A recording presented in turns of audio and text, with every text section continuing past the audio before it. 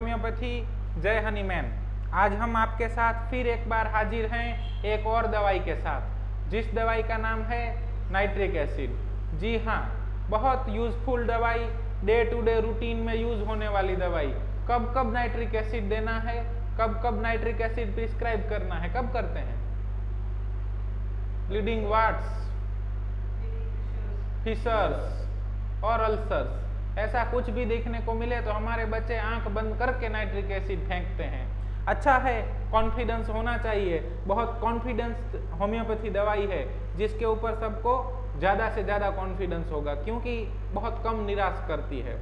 और जो वाट्स का लेक्चर हम लेंगे, गुजराती में तो हम ले चुके हैं लेकिन हिंदी में लेंगे, तब डगलास की वाट्स रेपर्टरी के ऊपर जो लेक्चर रहेगा तो हम आपको दिखाएंगे कि क्यों नाइट्रिक एसिड हर वाट्स में इफेक्ट देता है, क्यों ज़्यादातर वाट्स के अंदर नाइट्रिक एसिड देने से रिजल्ट मिलते हैं। उनके भी कुछ कारण है।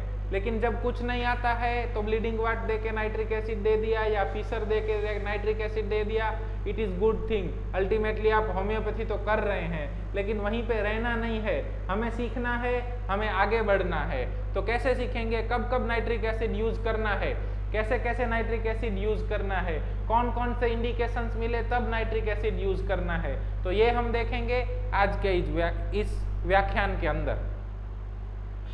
First indication is chilly, second indication is thirstless and third indication is left sided. ये तीन इंडिकेशन ऐसे हैं कि हम 60 मेडिसिन में, तकरीबन हर मेडिसिन में आपके सिर पे फोड़ते हैं, और अब तो आपको ये सब इंडिकेशन याद भी रह गए होंगे। सो अपना रेपर्टरी बनाइए और अपना रेपर्टरी में लिखते जाइए, चिली थर्स्टलेस लेफ्ट साइडेड कौन सी मेडिसिन है, चिली थर्स्टी लेफ्ट साइडेड कौन सी मेडिसिन है, हॉट थर्स्टी लेफ्ट साइडेड कौन सी है, हॉट थर्स्टलेस लेफ्ट साइडेड कौन सी है, चिली थर्स्टलेस राइट साइडेड कौन सी है, चिली थर्स्टी राइट साइडेड कौन सी है, हॉट थर्स्टलेस लेफ्ट साइडेड कौन सी है, हॉट थर्स्टी राइट साइडेड कौन सी है। इस तरह से 6 इंडिकेशन बना दीजिए इन 3 इंडिकेशन के ऊपर से, ठीक है। और फिर दूसरा जो भी 1 2 3 आपको जो भी पिक्यूलियर मिले उसके साथ ये चिपका दीजिए। लाइक आपको एक बंदा आपके पास आता है, डॉक्टर साहब मुंह के अंदर छाले हैं, स्पेशली लेफ्ट साइडेड चिक के ऊपर, चिक के अंदर छाला पड़ गया है और कुछ भी खाने का टच हो जाता है तो ब्लीडिंग हो जाता है, ठीक है, ऐसा आपको मिला। अब चिली थर्स्टलेस और लेफ्ट साइडेड 3 इंडिकेशन मिले प्लस ब्लीडिंग छाला मिला, तो मेडिसिन नाइट्रिक एसिड। अगर हॉट है तो hot thirsty left sided bleeding ulcer lachesis, मालूम हुआ। अगर राइट साइडेड है तो chilly thirsty right sided ulcer bleeding and burning, phosphorus, मालूम हुआ। इस तरीके से हमें डिफ्रेंशिएट करते जाना है। और अब हम आपको ये चीज बता रहे हैं क्योंकि गुरुकुल का नियम है, जो कंटिन्यू टिकेगा वही सीखेगा। जिनको जाना था वो जा चुके हैं, अब तो जो हैं वो कंटिन्यू, पिछले काफी तकरीबन 8 या 10 व्याख्यान से हम देख रहे हैं कि कुछ ही 25-30 लोग हैं वो कंटिन्यू हैं, और वो शुरुआत से लेके आज तक कंटिन्यू है, बस वही सीख पाएंगे। बाकी व्याख्यान देखने से और वीडियो देख लेने से होम्योपैथी नहीं आ जाता है। Broken down, debilitated, anaemic, emaciated person with tendency to morning diarrhoea and haemorrhagic diathesis. अब ब्रोकन डाउन का मतलब, हाँ वेरी गुड, क्या ब्रेक हो जाएगा इजीली?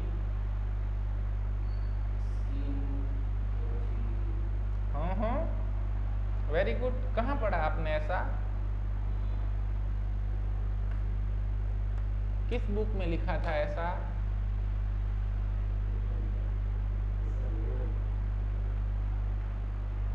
ऐसा लिखा इजीली टूट जाता है, ऐसा सब कुछ उन्होंने तो ब्रोकन डाउन लिखा है।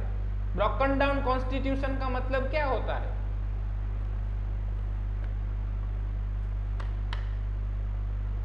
एक कॉन्स्टिट्यूशन का मतलब क्या होता है वो मालूम है? क्या होता है मतलब क्या? वो मैं गुजराती नहीं पूछ रहा हूं, मैं अंडरस्टैंडिंग पूछ रहा हूं।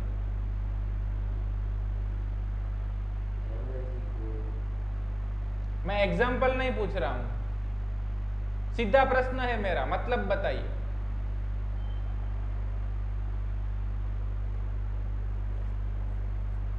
Mental, emotional and physical makeup. ठीक है, अब ब्रोकन डाउन का मतलब क्या होता है? Due to certain illness, due to unnecessary medication और due to mental emotional causes, due to anxiety, due to fear, due to prolong anxiety, due to prolong emotions, due to disappointment, due to anything else, उसमें परिवर्तन आ गया है, उसमें जो change आ गया है उसी को कहा जाता है ब्रोकन डाउन। जब तक हम समझें, मालूम हो रहा है? कोई मरीज था बहुत पहले हट्टा कट्टा एकदम बढ़िया सा, और उसको ट्यूबरकुलोसिस होता है, 6, 8, 10, 12 महीना वो ट्यूबरकुलोसिस से सफर करते हैं। एनी हाउ कोई भी मेडिसिन लेने के बाद अगर वो ट्यूबरकुलोसिस से तो अच्छे हो जाते हैं, लेकिन उसके बाद वो सिर्फ सुख लकड़ी रह जाते हैं, लीन थीन इमेसिएटेड रह गए हैं, उसी को कहा जाता है ब्रोकन डाउन। फिलोसॉफी का मतलब क्या है? वो दो धार वाली तलवार है। अगर आपको चलाने को नहीं आती है तो आप गलत रास्ते पे जाएंगे, जब तक नहीं आती है तब तक मत जाइए। आपको जितना दिया गया है उतना कीजिए, होमवर्क कीजिए। जब आप उस लेवल पे पहुंचेंगे कि आप अब फिलोसॉफी को समझ सकते हैं, तब जाके अपना फिलोसॉफी कीजिए। मालूम चल रहा है? ब्रोकन डाउन का मतलब ये होता है। डेबिलिटेड का मतलब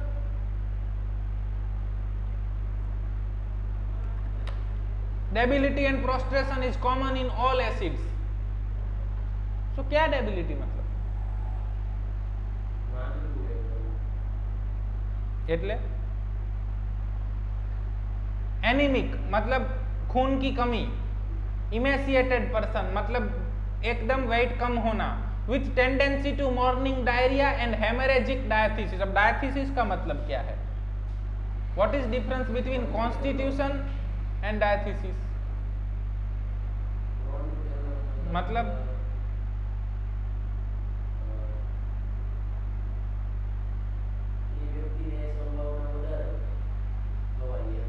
डायथिसिस मतलब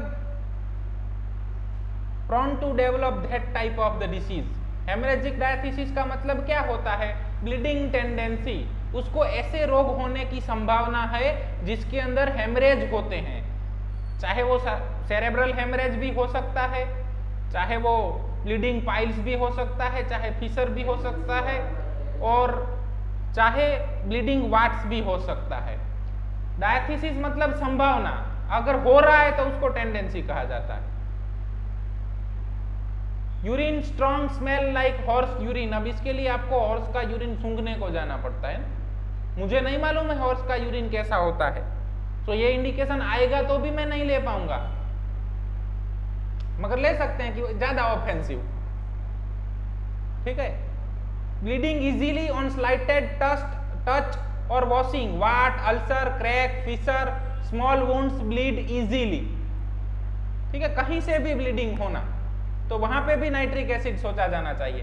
blood bright red profuse with prostration and coagulable, haemorrhage from everywhere, mouth, nose, lung, stomach, haematuria, haemoptysis, rectal ulcer, postpartum due to over exertion. अब एक ही चीज को 4 लाइन के अंदर लिखा है उन्होंने, चीज वही चौथी है। आपके पास कोई मरीज आया जिसको आपने एक्सरे देखा तो लेफ्ट साइडेड कंसोलिडेशन है, जिसको बलगम के अंदर खून आता है, चिली है और थसलेस है, चाहे उसको ट्यूबरकुलोसिस हो, चाहे अभी जो डिसीज आया है वो हो, medicine can be acid nitricum. साथ में प्रोस्ट्रेशन मिलेगा, एनीमिक मिलेगा, डेबिलेटेड मिलेगा, तो नाइट्रिक एसिड कंफर्म हो जाता है।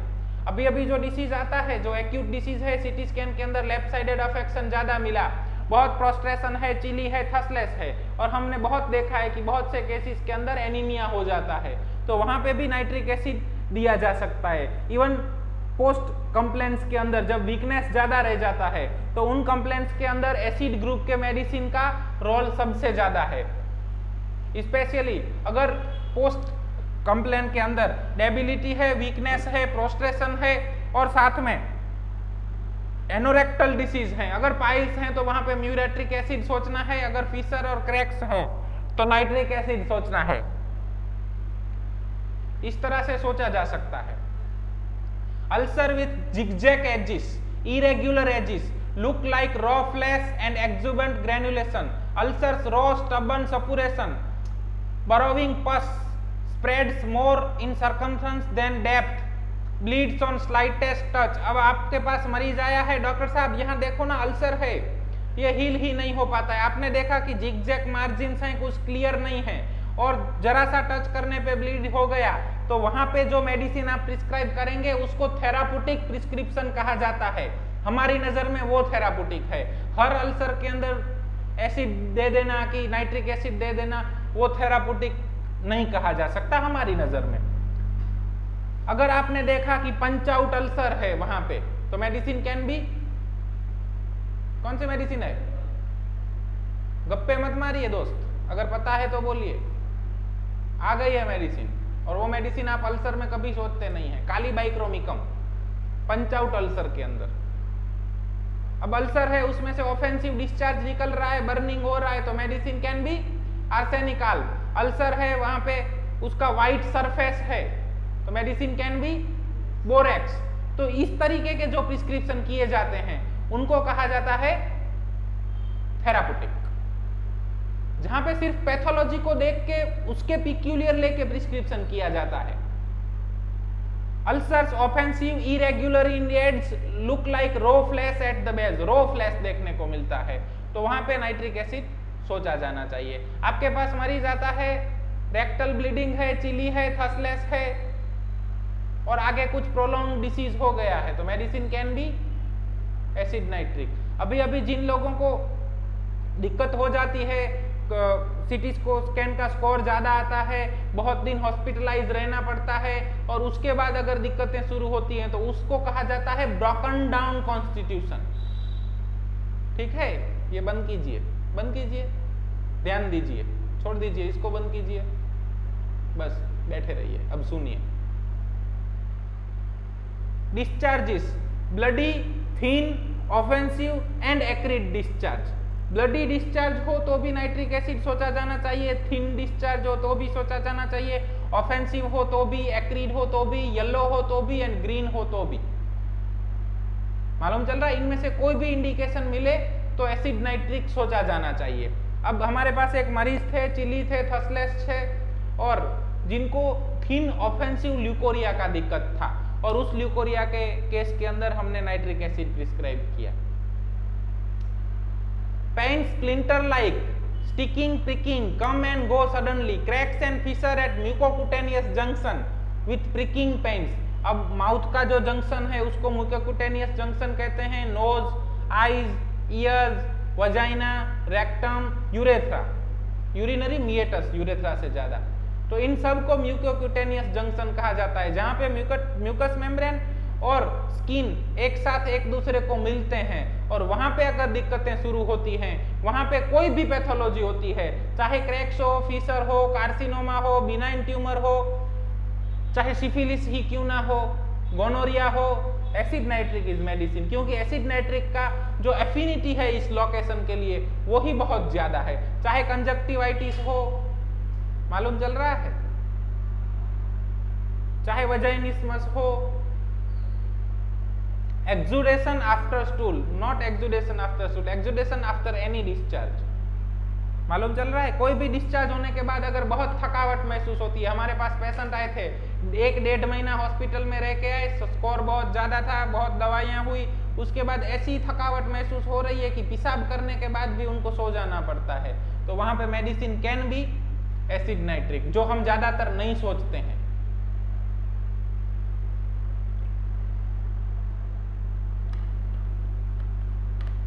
लीन peoples very sensitive to high potencies, ये जो भी ऑथर ने लिखा है उन ऑथर का अपना एक्सपीरियंस है कि जिन पेशेंट को हाई पोटेंसी पे देने के बाद प्रूविंग होने लगता है, या तो ओवर सेंसिटिव पेशेंट है हाई पोटेंसी के ऊपर, तो वो इंडिकेशन भी ले लेते हैं उसके बाद, और वहां पे भी एसिड नाइट्रिक प्रिस्क्राइब किया जा सकता है। Band like sensation around head and the bone, affection of mucocutaneous junction, एक ही चीज को बार बार दोहराया जा रहा है। Bone pain, painful sore, worse at night, amelioration riding in the carriage. अब कार में बैठने से, कार में राइड करने से अच्छा लगता है, हाथ काट बारे। Epilepsy, amelioration riding in the car, not epilepsy. कोई भी दिक्कत अगर कार में बैठने से अच्छी लगती है तो वहां पे एसिड नाइट्रिक सोचा जाना चाहिए। डिस्चार्ज एक्रिड कॉजेस रेडनेस और डिस्ट्रॉय द हेयर। इतना एक्रिड डिस्चार्ज कि वहां पे रेडनेस हो जाता है, specially red orifice, red anus, बहुत कोराइजा हो गया, रेड नोज हो गया, ठीक है, माउथ अल्सर्स हैं, बहुत सलाइवेशन हुआ और लिप्स रेड हो गए। दूसरा कौन सा मेडिसिन है रेडनेस ऑफ ऑरिफिस के लिए? कैन बी और यस वेरी गुड, और बेलाडोना है। सल्फर, पॉलीक्रेस्ट और polycrest used polytime gives result polytime, multi time result मिलेगा ना, ऐसी मेडिसिन कैसे भूल सकते हैं? So morning diarrhoea nitric acid में भी है, सल्फर में भी है। ब्लीडिंग और congestion at single part nitric acid में भी है, सल्फर में भी, मतलब इंडिकेशन है इनका। और अगर वहां पे आपके पास पेशेंट आता है ब्लीडिंग पर रेक्टम है, ठीक है, और मॉर्निंग डायरिया है और पेशेंट चिली है, तो medicine can be nitric acid. Hot है तो मेडिसिन कैन बी सल्फर। ऐसे डिफरेंशिएट करना है और देना है। हम आपको जो बात सिखाने जा रहे हैं और जो चीज हमें आपको देनी है उसका नाम है डिफरेंशिएशन ऑफ द मेडिसिन। किस तरह से केस के अंदर मेडिसिन डिफरेंशिएट करना है, वो हर व्याख्यान के अंदर आपको वही चीज हम देते जा रहे हैं और वही आपको सीखना है। Foul, foot sweat, night sweat, सब कुछ आ गया। एक बार बोल दिया कि डिस्चार्ज फाउल है मतलब सब डिस्चार्ज फाउल है। नोज रेड, एक बार बोल दिया कि सब ऑरिफिस रेड है मतलब सब रेड है। फेस येलो, सिकली, क्रैक्ड और स्केली इन द एंगल, सब ब्रोकन डाउन कॉन्स्टिट्यूशन है तो उसमें ऐसा मिलेगा हमको। टंग फिशर्ड और मैप्ड, अब tongue examination is very good thing, कई सारी मेडिसिन वहीं से ही डिफरेंशिएट हो जाती हैं। सो टंग को एग्जामिन करेंगे और फिशर टंग मिला या तो मैप्ड टंग मिला तो वहां पे एसिड नाइट्रिक सोचा जाना चाहिए। सेटरिंग कफ मतलब SHATTERING। Warts on back of the hands, अगर बैक ऑफ द हैंड के ऊपर वाट मिलता है तो peculiar location of nitric acid है, लेकिन शरीर पे कहीं जगह भी वाट्स मिलता है तो नाइट्रिक एसिड सोचा जाना चाहिए। उसमें अगर ब्लीडिंग है तो नाइट्रिक एसिड कंफर्म होता है। अगर लेफ्ट साइडेड मिले तो नाइट्रिक एसिड ही आता है। और अगर मरीज थर्स्टलेस और चिली है तो वहां पे दूसरा मेडिसिन का संभावना बहुत कम है। लेकिन हम आपको यही सिखा रहे हैं कि तकरीबन 3, 4, 5 इंडिकेशन लीजिए और उस इंडिकेशन के ऊपर प्रिस्क्रिप्शन कीजिए तो रिजल्ट का रेशियो बहुत बढ़ जाता है। Clear?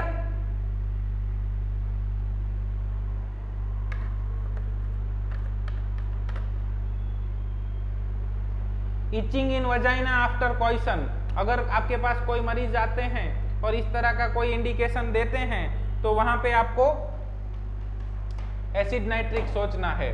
Metrorrhagia after parturition after curetting, yes very good. DNC के बाद अगर बहुत ज्यादा ब्लीडिंग होता है तो it is indication of nitric acid, लेकिन दूसरे 2-3 इंडिकेशन मिलने चाहिए।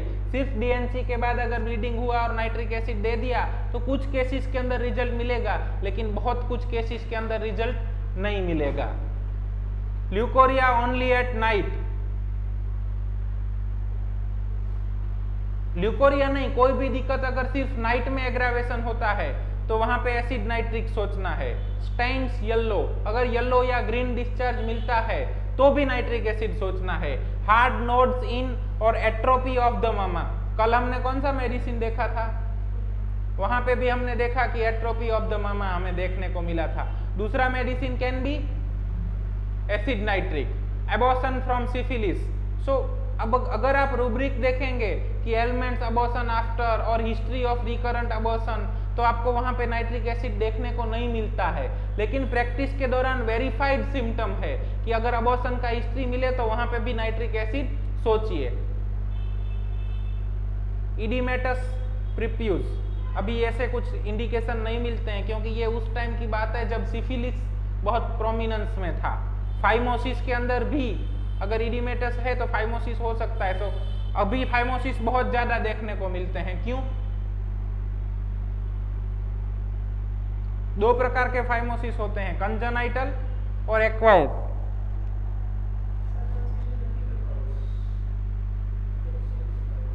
वाई इन्फेक्शंस, क्यों था ऐसे infection? Due to immunocompromised host, specially diabetes mellitus. Diabetes के बाद फाइमोसिस हो जाना इस कॉमन कॉम्प्लिकेशन है। और आपके पास जो मरीज आता है नॉन केस ऑफ डायबिटीज है, फाइमोसिस हो गया है, क्रैक्स ऑन फॉर स्किन हो गए हैं और उसमें से ब्लीडिंग होता है, और मरीज चिली है, थसलेस है, तो medicine can be nitric acid. Hernia, inguinal और weak infant boys with strong smelling urine, ozaena, green cast, सब कुछ रिपीटेशन ही हो रहा है। आज जिसने स्लाइड बनाया है उसने एक ही एक सिम्टम को बार बार दोहराया है। पेन फ्रॉम रटलिंग नॉइस और jar of the vehicles, ophthalmia neonatorum. Yes, what is ophthalmia नियोनेटम?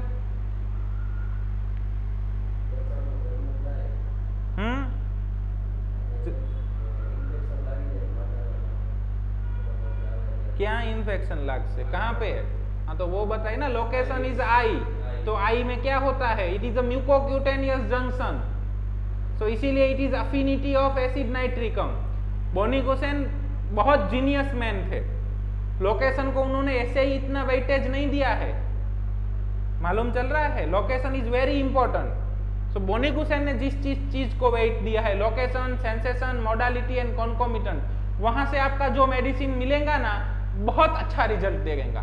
अगर आपका medicine based on complete symptom है तो कंप्लीट सिम्टम के बेस्ड जो मेडिसिन दिया गया है बहुत अच्छा रिजल्ट मिलता है। आपका जो रिजल्ट रेशियो है वो बहुत बढ़ जाता है, क्योंकि differentiation on basis of the physical generals और physical particulars is very easy rather than mentals. मालूम चल रहा है?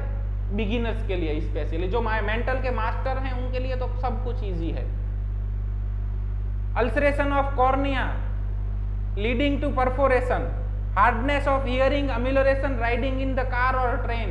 किसी भी वाहन में मुसाफरी करने से कोई भी दिक्कत में अच्छा लगता है तो वहां पे एसिड नाइट्रिक सोचा जाना चाहिए। Corners of the mouth ulcerated and scabby, अब ये आपका ऑब्जर्वेशनल सिम्टम मिलेगा, अभी तो नहीं मिलेगा, सब लोग मास्क पहन के आते हैं, लेकिन ऑब्जर्वेशनल सिम्टम है। हम जो ऑब्जर्वेशनल सिम्टम्स ज्यादा लेते हैं, क्योंकि मास्क प्रैक्टिस करना हो, आपके पास केस टेकिंग करने के लिए कोई अच्छे लोग नहीं हैं जो अच्छे से केस टेकिंग करके दें, आप 50-60 केस टेकिंग एक साथ कर नहीं सकते हैं, तो आपका प्रिस्क्रिप्शन ज्यादातर ऑब्जर्वेशनल सिम्टम के ऊपर बेस्ड होना चाहिए। तो कौन कौन से ऑब्जर्वेशनल सिम्टम हैं? बाल्डनेस है कि नहीं है, ठीक है, लिप्स क्रैक्ड हैं कि नहीं है, माउथ ऑफ कॉर्नर्स क्रैक्ड हैं कि नहीं है, नोज रेड है कि नहीं है, नोज पे और नेक पे और फेस पे कहीं वाट्स या तिल हैं कि नहीं है, मरीज किस तरह से बैठे हैं, प्रीमेच्योर ग्रेइंग ऑफ हेयर है कि नहीं है, ऐसे सब ऑब्जर्वेशन करते हैं और ऑब्जर्वेशन को पीडीएफ में रख के उसके बेस पे डिफरेंशिएट करके मेडिसिन दे देना है, very easy. Foul cadaverous smell from mouth, अब सब डिस्चार्ज फॉल स्मेलिंग है तो माउथ में से, ब्रेथ में से, सब जगह पे foul smelling discharge. Saliva acrid, excoriated lips, acrid saliva नहीं, कोई भी डिस्चार्ज एक्रिड है और वहां पे एक्सकोरिएशन देखने को मिलेगा। Ulceration of the bones, aggravation at night, softening of the bones, softening of bone कब होता है? यस, वेरी गुड, ऑस्टियोपोरोसिस के अंदर। सो ऑस्टियोपोरोसिस के केसेस अगर आपको मिलते हैं, हम बहुत ज्यादा बोलते हैं हम डायग्नोसिस में, हमारा होम्योपैथी में डायग्नोसिस का कोई वैल्यू नहीं है जी, नहीं, उसमें से भी इंडिकेशन बना सकते हैं। अगर आपके पास मरीज लेके आया है कि मुझे ऑस्टियोपोरोसिस है, then it is softening of bone, one indication for acid nitric, another indication is thirstlessness and third indication is chilly, your medicine is confirm that इस केस में हमें एसिड नाइट्रिकम देना है। Wound heal slowly, painful, reopening of old wound in cold weather. So cold weather के अंदर पुराने wound reopen हो जाते हैं, स्पेशली अभी अभी कई सारे मरीज ऐसे हैं जिनको वुंड्स में से ब्लीडिंग रीओपन हो रहा है, तो वहां पे भी एसिड नाइट्रिक सोचा जाना चाहिए। अब सोरियासिस का केस है, टच करने से ब्लीडिंग हो जाता है, चिली है, लेफ्ट साइडेड ज्यादा है, थसलेस है और पास्ट हिस्ट्री में अल्सर का हिस्ट्री मिलता है, तो आपका medicine acid nitricum. Tongue cracked in the centre, liver enlarged, clay colored stool, fissure, tearing, spasmodic pain during stool, lancinating oven after soft stool, soft stool के बाद भी पेन होता है, दूसरा मेडिसिन, वेरी गुड। और बहुत पहले आ गया है। सो अब देखिए, pain even after soft stool, ऐसा एक रूब्रिक बना के रखिए और अपनी मेडिसिन जो भी है उसमें लिखते जाइए। मरीज आपको आके बोलता है कि सॉफ्ट टूल के बाद भी पेन होता है, ओके 7 मेडिसिन है। थर्स्टी है कि थर्स्टलेस है? थर्स्टलेस है, 3 रूल आउट। हॉट है कि चिली है? चिली है, 2 रूल आउट, एक ही मेडिसिन बचा, एसिड नाइट्रिकम। सो इतना सरल है होम्योपैथी। ऐसे भी हो सकता है, और ये होम्योपैथी ही है, इसमें कोई सिद्धांत के साथ बांधछोड़ नहीं की जा रही है। जरूरी नहीं है कि हर बार होम्योपैथी करने के लिए 2.5-3 घंटा 4 घंटे का केस टेकिंग लगे। ये सरल होम्योपैथी है, बिगिनर के लिए है, हमारे लिए है, छोटे लोगों के लिए है। जो मास्टर हैं, बड़े लोग हैं, जिनका माइंड पे अच्छा कमांड है, वो अच्छे से माइंड के ऊपर होम्योपैथी कर सकते हैं। Strictures pus accumulate in the fistulous ulcer. Stricture पे से हमें याद आया left urethral stricture, thirstless patient और चिली हमने प्रिस्क्राइब किया था नाइट्रिक एसिड। हम इसी इंडिकेशन के ऊपर प्रिस्क्राइब करते हैं और बहुत अच्छा रिजल्ट मिलता है। सो आपको बता रहे हैं, ये हमारा अनुभव है। आपको अच्छा लगे तो लीजिए, ना लगे तो कोई दिक्कत नहीं है, ठीक है। Deafness amelioration by riding in the carriage, violent cutting pain after stool lasting for hours. अब आपके पास कोई भी पाइल्स का या फिशर का मरीज आता है तो उसको पूछिए क्या होता है, वो बोलेगा सर मुझे फिशर है। वो छोड़ दीजिए फिशर को, आपको होता क्या है? बोलेगा डॉक्टर साहब बहुत पेन होता है, स्टूल पास करने के 3-3, 4-4, 5-5 घंटे तक मैं बैठ नहीं पाता हूँ। और चिली है, थर्स्टलेस है, medicine can be acid nitric. मालूम हुआ? वो बोलेगा इतना बर्निंग होता है डॉक्टर साहब, इतना बर्निंग, ब्लीडिंग होता है, बर्निंग होता है, बात मत पूछिए, 2-3 घंटे मेरे से बैठा नहीं जाता, इतना बर्निंग है, हॉट हूं और थर्स्टी हूं। Medicine can B sulphur. मालूम हो रहा है? इस तरीके से डिफरेंशिएशन किया जाता है क्या होता है इज सेंसेशन, और बोनी गुसेन ने उसको बहुत इंपॉर्टेंस दिया है। So sensation is very important. Scanty strong smelling like horse urine, cold when it passes. Urine करते करते ठंड लग जाना, कंपारी छूट जाना, ऐसा अगर इंडिकेशन, आप अच्छा केस टेकिंग करेंगे ना तो मरीज आपको देंगे कि डॉक्टर साहब जब भी यूरिन करने जाता हूँ ना तो हम पूरा कोल्ड वेव शरीर में से निकलता है, यूरिन बहुत स्मेल मारता है। 2 इंडिकेशन मिल गए। अगर चिली थर्स्टलेस मिला है, नाइट्रिक एसिड कंफर्म दे दीजिए। हम आपको चिली थर्स्टी लेफ्ट साइडेड ज्यादातर इसीलिए बताते हैं कि हमारी प्रैक्टिस में ये सब इंडिकेशन ज्यादातर वेरीफाइड है, क्योंकि हमारे पास प्रिस्क्राइब करने को कुछ होता ही नहीं है, इनके ऊपर प्रिस्क्राइब करना पड़ता है। सो हम नहीं कह रहे हैं कि होम्योपैथी सिर्फ इतना ही है, लेकिन ऐसे भी होम्योपैथी किया जा सकता है। हाँ, उसके लिए क्या चाहिए? आपका डेडिकेशन चाहिए, आपका धगस चाहिए, आपको होम्योपैथी करने का मन होना चाहिए, तब हो पाएगा। Chronic cough aggravation in the winter, perspiration of hands and feet in injured of the spine. So spine injury के आफ्टर अगर कोई भी दिक्कत होती है तो कौन सा मेडिसिन सोचना है? नेट्रम सल्फ, और दूसरे 2-3 हैं, और acid nitric. Typhoid fever, so very good medicine in not only typhoid fever, any type of fever, their profound weakness is there because weakness and prostration is the marked in the acid group. So सारे acid typhoid fever cover करेंगे और सारे fever cover करेंगे, सिर्फ typhoid नहीं। Causation, mental exertion और shock. एक mental exertion का मतलब स्टूडेंट है या तो ऑफिस वर्कर है या तो कोई भी ऐसा व्यक्ति है जो बहुत मेंटल काम करता है और उसके बाद उसको जो थकावट लगती है, या तो शॉक, कुछ भी ऐसे न्यूज आ गए जिससे उसको शॉक लग गया। लॉन्ग लास्टिंग एंजाइटी, किसी चीज की एंजाइटी है लॉन्ग लास्टिंग। डॉक्टर साहब मेरे पति हर रोज है ना अप डाउन करते हैं और मुझे वही एंजाइटी रहती है, इनके साथ कुछ हो तो नहीं जाएगा, कुछ बुरा तो नहीं होगा, और उसके बाद फिशर्स डेवलप होते हैं, तो medicine can be nitric acid. Fissure नहीं, कोई भी पैथोलॉजी हो, 2-3-4 इंडिकेशन मिलने चाहिए। Fissure is 1 indication for nitric acid. Anguish from the loss of his dearest friend. Near and dear friend मतलब उसके माँ बाप, भाई बहन, दादा दादी, नाना नानी, फ्रेंड्स, कजिन, भाभी, मौसी, चाचा, कोई भी हो सकते हैं, लेकिन नियर एंड डियर के जाने के बाद।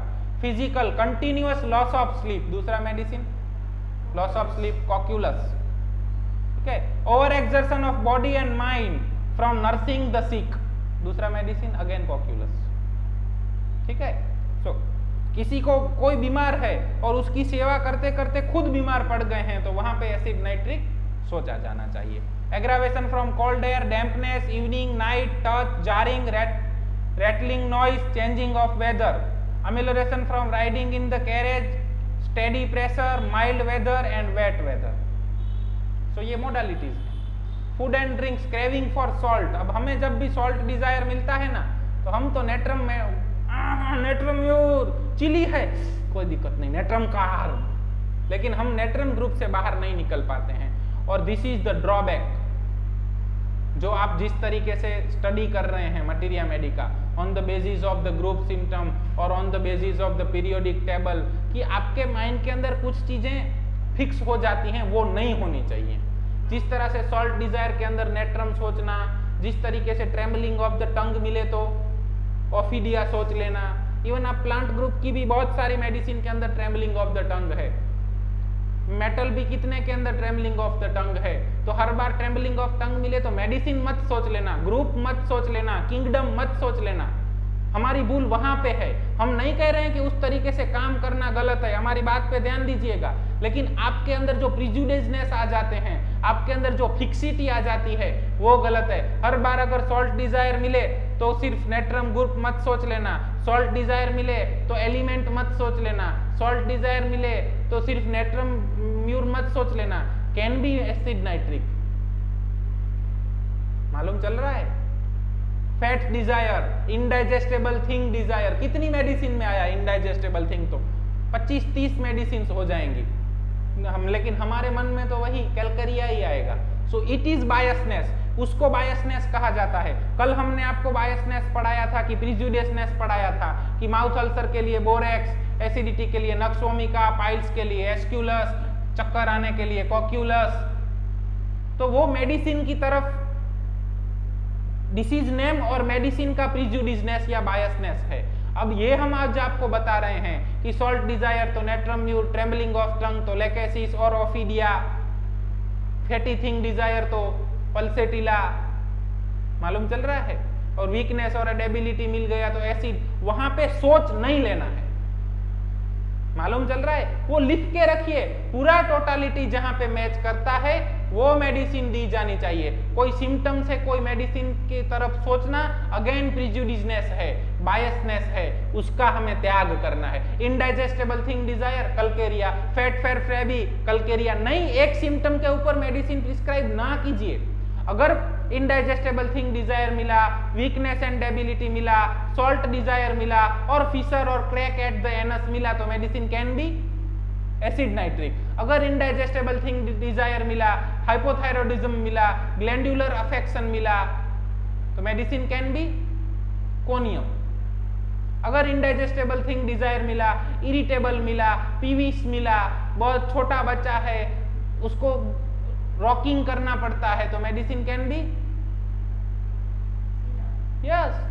तो इसी तरह से टोटालिटी के ऊपर से प्रिस्क्रिप्शन होने चाहिए। टोटालिटी 3 सिम्टम की भी हो सकती है, 5 इंडिकेशन की हो सकती है, 25 इंडिकेशन की भी हो सकती है, और उसके बाद डिफरेंशिएशन करना है हमें। अब बच्चा ने बोला कि मुझे इनडाइजेस्टेबल थिंग डिजायर है तो बस अब मुझे इसको कैलकेरिया देना है। अब कैलकेरिया के सपोर्टिव इंडिकेशन ढूंढो। Indigestible thing desire, children remedy, oh fair fat flabby है, फेयर फैट फ्लेबी, इसके तो फोरहेड पे पर्स्पिरेशन है, पर्स्पिरेशन ऑन स्काल्प, अब इसको कैलकेरिया दूंगा। इट इज अगेन बायसनेस, प्रिजुडिसनेस, और मेडिसिन गलत जाएगा। हनीमैन हमें इसको ना कह रहे हैं। एपोरिज्म नंबर 6, बी अनप्रिजुडाइज। पहले केस लीजिए, टोटालिटी बनाइए, उसके बाद में मेडिसिन सोचिए। आपके दिमाग में आ जाता है मेडिसिन, हमारे दिमाग में भी आ जाता है। ड्यूरिंग केस टेकिंग पेशेंट बोलेगा ना कि मुझे वाट्स हैं और उसमें से ब्लीडिंग होता है, तब हमारा मन भी कहता है नाइट्रिक एसिड दे दे, नाइट्रिक एसिड दे दे, तो हम उसको साइड में लिख देते हैं एसिड नाइट्रिक। लेकिन वहां पे बायस नहीं होना है, वहां पे क्या करना है, केस तो लेना ही है। ओके, उसके बाद अगर मरीज बोलता है कि मैं तो हॉट हूं, स्लीप राइट साइडेड है, medicine can be right sided sleep, left sided complaint, bleeding wart, hot, medicine can be lachesis. हो गया ना चेंज? हम तो ब्लीडिंग वाट देख के नाइट्रिक एसिड सोच रहे थे, लेकिन मेडिसिन कैन बी लेकेसिस। सो पूरा केस लीजिए ना, तकरीबन 3-4 इंडिकेशन तो लीजिए और वो इंडिकेशन ऐसे नाइट्रिक एसिड देने के लिए नहीं होने चाहिए। अगेन हम क्या करते हैं, हम ये भूल करते हैं कि अब मुझे इसको नाइट्रिक एसिड देना है ना, तो मैं 3-4 इंडिकेशन ऐसे ही ढूंढूंगा जो नाइट्रिक एसिड को सपोर्ट करें, और फिर मैं कहूंगा यस मैंने 4 इंडिकेशन पे प्रिस्क्राइब किया और नाइट्रिक एसिड किया, फेलियर मिलेगा। सो एपोरिज्म नंबर 6, ये हम आपको जो सिखा रहे हैं वो हमारा अनुभव है, हमने ये भूलें कर दी हैं, और ये किसी भी बुक के अंदर आपको नहीं मिलेगा, क्योंकि ये गुरु शिष्य परंपरा के द्वारा, हमारे गुरु के द्वारा हमें दिया हुआ है, और हम उनका सिर्फ पोस्ट है वो आप तक पहुंचा रहे हैं कि इन वृत्तियों के ऊपर, ये हमारी वृत्ति है ना, क्या कहते हैं वृत्ति को इंग्लिश में, हमें इंग्लिश नहीं आता है बहुत, तुरंत मेडिसिन दे देना ये हमारी वृत्ति है, किसी को जज कर लेना ये हमारी वृत्ति है।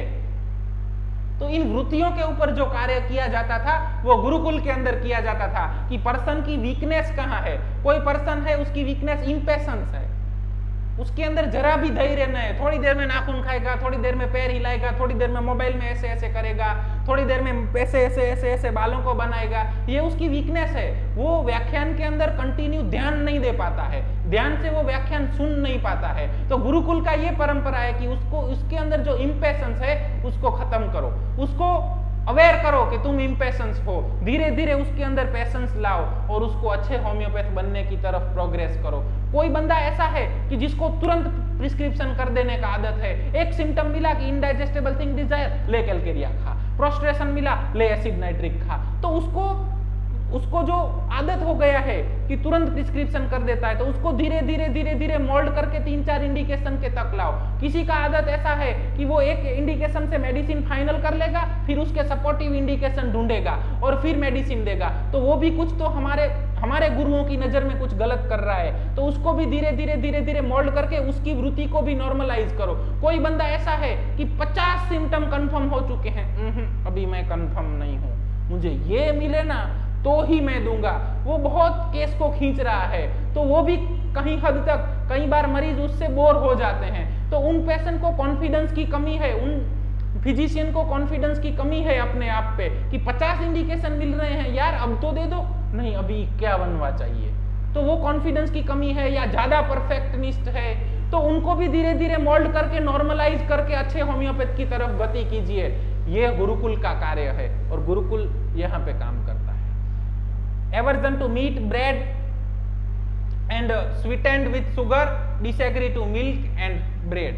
So bread disagree और aversion, fat desire, पल्सेटिला के साथ साथ एसिड नाइट्रिक आपको देखने को मिलेगा। और अगर वहां पे प्रोस्ट्रेशन मिले या तो ऐसा कुछ दूसरा इंडिकेशन मिले तो वहां पे प्रिस्क्राइब किया जा सकता है thirstless, fat desire, bread aversion.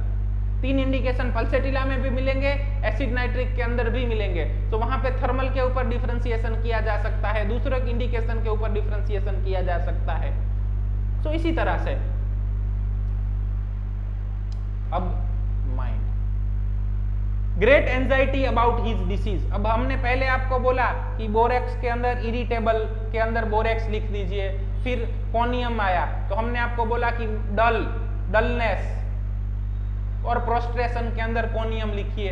अब आता है ग्रेट एंजाइटी अबाउट डिसीज, तो एंजियस रेमेडीज ऐसा करके लिखिए एसिड नाइट्रिक, या तो एंजियस ऐसा करके लिखिए एसिड नाइट्रिक। अब आपको 3-4 इंडिकेशन मिल चुके हैं, उसके बाद मरीज को इतना ही पूछना है आपका स्वभाव कैसा, वो बोलेगा चिंता वाला, बस एंजियस वाला लो रुब्रिक। ये first step towards the mind है। या तो आपने केस के अंदर परसीव किया, आपने फील किया कि पेशेंट को कंटिन्यूअस एंजाइटी है, anxiety about on disease, on health, family member का हेल्थ, फैमिली मेंबर का डिसीज, लेकिन कंटिन्यूअस को एंजाइटी है, क्या होगा, कैसे होगा, किस तरह से होगा, मुझे कुछ हो तो नहीं जाएगा वगैरह वगैरह। ऐसी बातचीत पेशेंट अगर आपके साथ करता है तो आपको साइड में लिख देना है एंजियस, और बस एंजियस वाली मेडिसिन देखिए। एक और इंडिकेशन आपका जुड़ा, मेंटल इंडिकेशन। ऐसे धीरे धीरे धीरे करके हम आगे जाएंगे। आपके 2 मेडिसिन आ रहे हैं साथ साथ में, चिली भी है, थर्स्टलेस भी है, ब्लीडिंग भी है, ठीक है। तो वहां पे एक मेडिसिन आपको मिलता है चीयरफुल और दूसरा मेडिसिन मिलता है एंजियस। अब आपका चीयरफुल के अंदर फॉस्फोरस लिखा हुआ है और एंजियस के अंदर एसिड नाइट्रिक लिखा हुआ है, लेफ्ट साइडेडनेस भी मिला, ठीक है।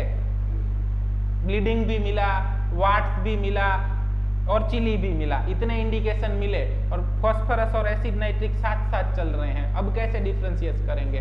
तो आपने देखा कि एक बंदा है जो जोक कर रहा है, हंस रहा है, आपको हंसा रहा है, बाहर बैठा था तो उसने कंपाउंडर के साथ भी अच्छी दोस्ती कर ली थी, तो वहां पे चीयरफुल लिया, तो चीयरफुल के अंदर फास्फोरस लिखा है तो एक इंडिकेशन और जुड़ा उस टोटालिटी के साथ, cheerful, then prescription is phosphorus. अगर वो बंदा बाहर भी बैठा था, कंटिन्यूअस इधर उधर देखता है, ऐसे ऐसे ऐसे ऐसे घूमता रहता है, क्या होगा कैसे होगा, कंपाउंडर को 4 बार पूछ लिया, डॉक्टर साहब आपके डॉक्टर को ये सब ट्रीट करने का एक्सपीरियंस तो है ना, मेरी चीज अच्छी तो हो जाएगी ना, मेरा दर्द है वो अच्छा तो हो जाएगा ना, ऐसे 3-4 बार कंपाउंडर को पूछ लिया, केस पेपर के ऊपर पूछ लिया, और उसके बाद आपके पास भी आके 3-4 बोलता है, डॉक्टर साहब बड़ा डिसीज तो नहीं हो जाएगा ना, मेरी कंप्लेंट अच्छी हो जाएगी ना, मेरे को कुछ हो तो नहीं जाएगा ना, मेरे को बहुत चिंता हो रही है। तो आपने परसीव कर लिया एंजाइटी। अब एंजाइटी वाला रूब्रिक देखिए, ओके एसिड नाइट्रिक लिखा हुआ है तो medicine can be acid nitric. मालूम चल रहा है? ये फर्स्ट स्टेप टुवर्ड्स माइंड लेके जा रहे हैं हम आपको। सिर्फ इतना ही देखना है कि इरिटेबल में कौन सी मेडिसिन प्रोमिनेंट है। आप मास्टर्स के पास से सीखेंगे तो वो तो कहेंगे nux vomica can be irritable, can be calm, pulsatilla can be mild, can be irritable. वो कैन बी सब जगह आता है, लेकिन प्रोमिनेंट क्या है? पल्सेटिला प्रोमिनेंट माइल्डनेस में हमने जितने केसेस देखे होंगे उसमें अगर माइल्डनेस कंसीडर किया जाए तो 100 में से तकरीबन 70-80 केसेस के अंदर पल्सेटिला के केसेस में माइल्डनेस ज्यादा देखने को मिला है। तो हम उसी के ऊपर ज्यादा फोकस करते हैं। हमारा फोकस परफेक्शन के ऊपर नहीं है, 100% क्लियर कट मेडिसिन जाने के ऊपर नहीं है। हमारा फोकस है सिमिलिमम की तरफ, जहां पे लोग होम्योपैथी नहीं कर रहे हैं, होम्योपैथी लोगों तक नहीं पहुंच रहा है, तो वहां से ज्यादा लोगों तक होम्योपैथी पहुंचाना हमारा कर्तव्य है। इसीलिए हम 100% श्योरिटी की तरफ नहीं है, हम ज्यादा लोगों को कवर करने की तरफ है। हम नहीं कह रहे हैं कि वो लोग गलत हैं, वो अपनी जगह पे सही है, अपने तरीके से वो अच्छा काम कर रहे हैं। Easily frightened, irritable, violent anger. अब एंजाइटी के अंदर भी लिखिए एसिड नाइट्रिक, एंगर के और इरिटेबल एंग्री के अंदर भी लिखिए। अब मरीज आपको एनजीएस भी मिलता है और इरिटेबल एंगर भी मिलता है, तो दोनों इंडिकेशन आपको एसिड नाइट्रिक के मिले, दूसरे 2-3 फिजिकल और पर्टिकुलर मैच हुए तो दे दीजिए एसिड नाइट्रिक। सी हमें इंडिकेशन मिलने चाहिए, वो मेंटल भी हो सकते हैं, फिजिकल भी हो सकते हैं, पर्टिकुलर भी हो सकते हैं, लोकेशन, सेंसेशन, मोडालिटी, कॉन्कोमिटेंट भी हो सकते हैं, कुछ भी हो वो इंडिकेशन होना चाहिए और वो कैरेक्टरिस्टिक होना चाहिए। इरेसिबल, हेडस्ट्रॉन्ग, ट्रेम्बल्स फ्रॉम एंगर। अब आपको मरीज ट्रेम्बलिंग एंगर मिलता है, दूसरा मेडिसिन, यस वेरी गुड, स्टेफिसेगरिया, वो भी वहां पे भी चिली इंडिकेशन मिलेगा, यहाँ पे भी चिली इंडिकेशन मिलेगा। अब हमें जब भी ट्रेम्बल्स मिलता है ना कि ट्रेम्बलिंग एंगर वाइल, तो हम सिर्फ स्टेफ ही सोच देते हैं, लेकिन देखिए एसिड नाइट्रिक के अंदर लिखा हुआ है। सो हमें रिजल्ट इसीलिए नहीं मिलते हैं कि हमारा नॉलेज कम है, हमें रिजल्ट इसीलिए नहीं मिल रहे हैं कि हमारे अंदर प्रिजुडिसनेस ज्यादा है। हम सिम्टम के ऊपर, इंडिकेशन के ऊपर, पैथोलॉजी के ऊपर, मरीज के ऊपर कहीं पे भी बायस हो जाते हैं और सीधा मेडिसिन के अंदर पेशेंट ने ऐसा ऐसा जीभ हिलाया, लेकेसिस नहीं होता है भाई, नहीं होता है, सिर्फ लेकेसिस नहीं है, पूरा टोटालिटी लीजिए, ऑब्जर्वेशनल सिम्टम के तौर पे लिख लीजिए ट्रेम्बलिंग ऑफ टंग, और वहां पे अगर लेकेसिस टोटालिटी में भी आता है तो इस एक इंडिकेशन को सपोर्टिव तौर पे यूज कीजिए और लेकेसिस प्रिस्क्राइब कीजिए। लेकिन सिर्फ लेकेसिस सोच लेना या ज्यादा से ज्यादा सिर्फ ऑफिडिया सोच लेना, वो हमारी नजर में बायसनेस कहा जा सकता है। हेडस्ट्रॉन्ग, जिद्दी होना, तो हेडस्ट्रॉन्ग के अंदर भी लिखिए acid nitric. Mischievous and vindictive, मतलब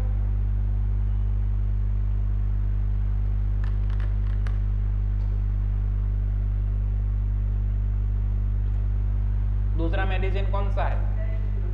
वेरी गुड।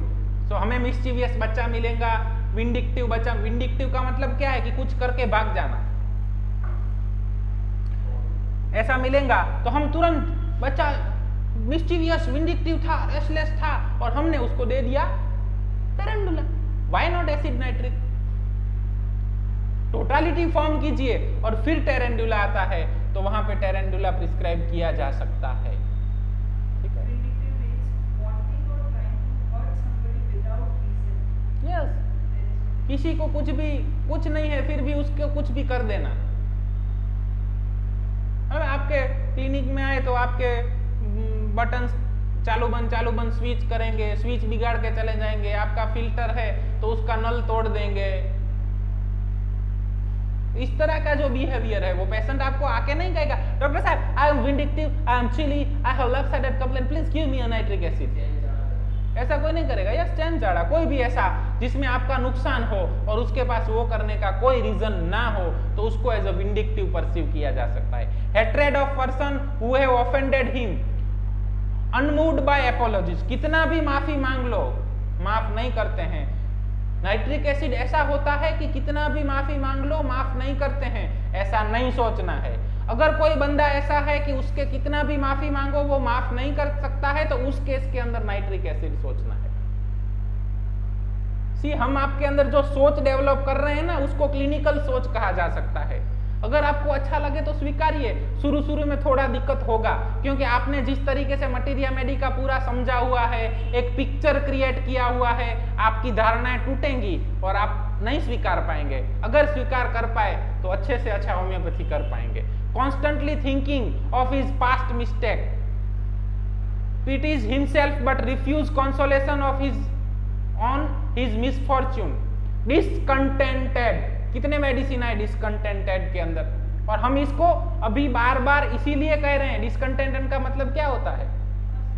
यस, आजकल ऐसा सोशल एरा चल चुका है जिसमें लोग असंतोषी ज्यादा बनते जा रहे हैं। नाइट्रिक एसिड डिसकंटेंटेड होता है ऐसा हमें नहीं सोचना है। अगर मरीज डिसकंटेंटेड मिलता है तो उसके अंदर नाइट्रिक एसिड सोचा जा सकता है। इसके साथ दूसरे बहुत मेडिसिन है, तकरीबन 8-10 मेडिसिन के अंदर डिसकंटेंटेड आ चुका है। तो डिसकंटेंटेड लिखिए और उसके अंदर ये 10 मेडिसिन लिख दीजिए। मालूम चल रहा है? अब डिसकंटेंटेड के साथ वाट्स हैं, ब्लीडिंग है, लेफ्ट साइडेड है, थर्स्टी है, थर्स्टलेस है और चिली है, तो medicine can be nitric acid. इस तरीके से डिफरेंशिएशन करना है। Weeping weeps from discontented, displeasure with everything including himself. जो असंतोषी होते हैं उनको कभी सुख नहीं होता है। थोड़ा साइकोलॉजिकल एस्पेक्ट के ऊपर आपको लेके चलें तो भारतीय परंपरा है जहां पे ग्रेटिट्यूड का बहुत महिमा है। ग्रेटिट्यूड मतलब कृतज्ञता भाव, थैंकफुल, जो भी है उसके लिए थैंकफुल।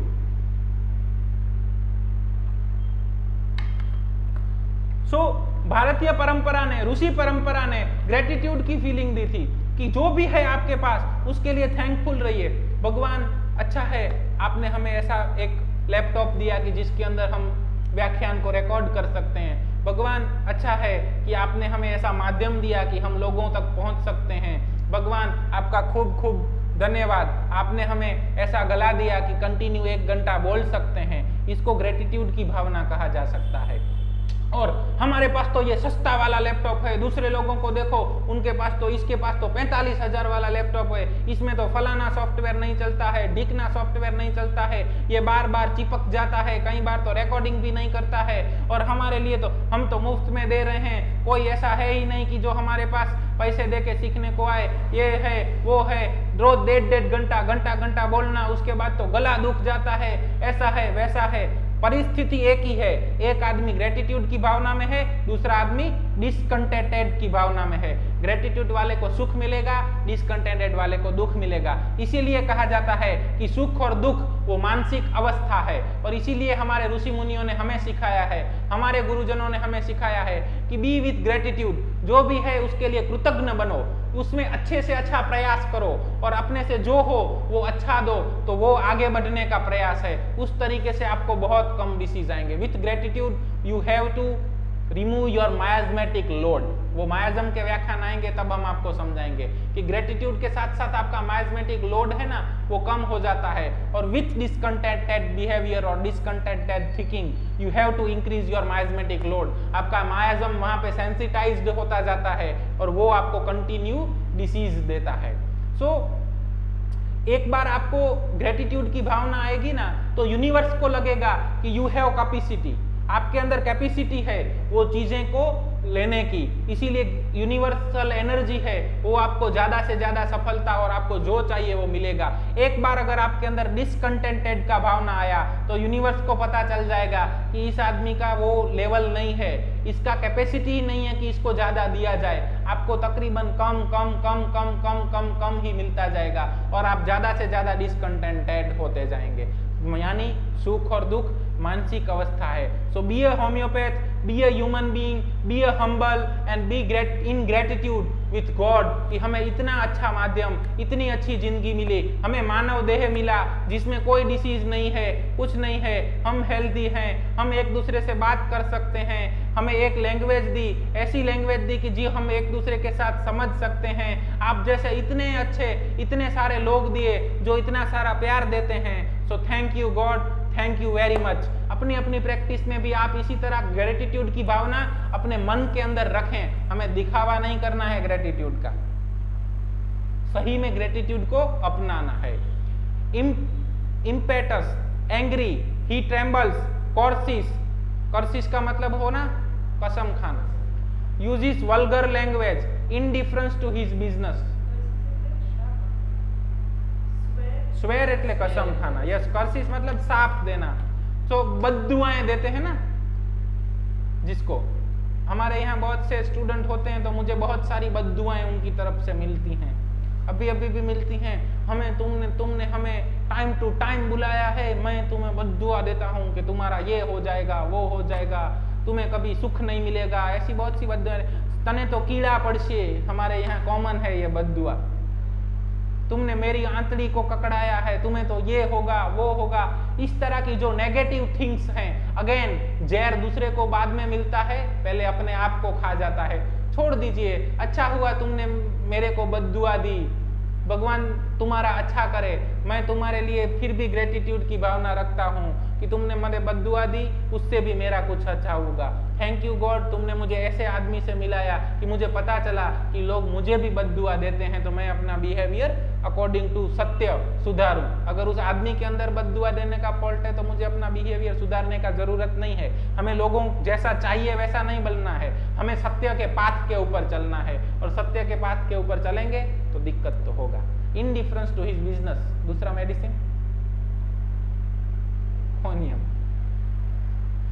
सो इसके अलावा है अटर डिस्पेड, weary of life but fear of death, delusion, engaged in lawsuits, delusion engaged,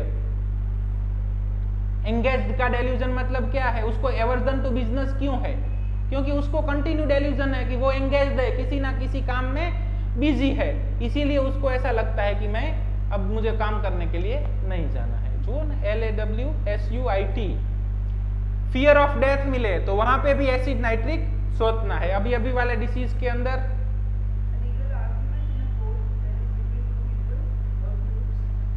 किसी के साथ भी कंटिन्यू दलीलें करना, ठीक है।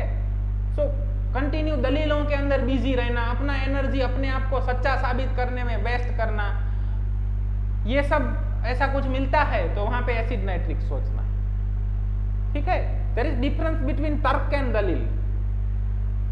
तर्क क्या होता है, सत्य क्या है, वो खोजने के लिए लोग साथ मिलते हैं और एक दूसरे के साथ तर्क करते हैं और अल्टीमेटली ट्रुथ का फाइंडिंग करते हैं। और दलील क्या होता है, दो लोग मिलते हैं, उसमें से एक या दोनों ने निश्चित ही कर लिया है कि मैं कह रहा हूं वो सत्य है, और उसको साबित करने के लिए जो तर्क दिए जाते हैं उसको दलील कहा जाता है। तो ये दलीलों के अंदर बिजी रहेंगे, तर्क के अंदर मालूम चल रहा है। दलीलों के अंदर बिजी रहना, फिर किसी ने कुछ कह दिया तो उसको श्राप देना, नेगेटिव थिंकिंग रखना, ये सब मायाजम को सेंसिटाइज्ड करते हैं। और नाइट्रिक एसिड में से हमें क्या सीखने को मिलता है, सबका अच्छा सोचो, ग्रेटिट्यूड की भावना रखो, आपका मायाजम कम से कम सेंसिटाइज्ड होगा, आप हेल्दी रह पाएंगे। बीइंग होम्योपैथ हम इतना तो समझ सकते हैं। तो किसी को कोई प्रश्न नाइट्रिक एसिड के अंदर?